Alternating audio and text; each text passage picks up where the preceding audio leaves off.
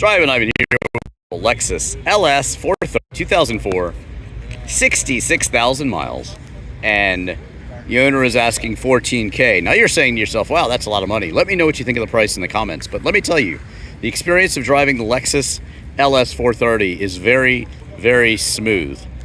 And the only thing I can compare it to is a Rolls Royce. That's right. It's extremely, extremely buttery. The feel of the steering wheel, just like a Rolls Royce. It's amazing. I drive a lot of cars, and I'll tell you, driving a Rolls Royce is amazing. And for the layperson, this is about the closest you can get, because there's just something about the steering and the way they put this car together. It's ultra luxurious. It's a little bit soft, but it's actually also very quick too. 4.3, of course. Oh, wow. And it's just oh so super, super clean inside.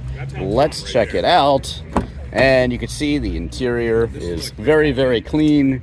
And yeah, this is the way it should have looked. And it's super clean. Lots of luxury for 2004 anyway back then. And lots of wood trim and plenty of room in the back as well.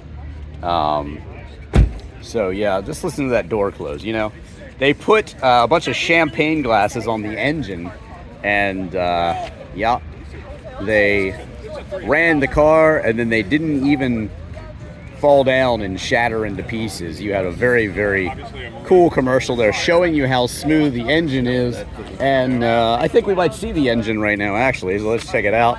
Very, very clean. $14K our best offer. There's the information should you want to contact this gentleman and purchase it. It was purchased locally in this area. A couple owned it its whole time until he bought it, so there you go. 4.3 liter engine. And what do you think of the car? What do you think of the price? Let me know in the comments. Search Drivin Ivan in any car and you shall find it.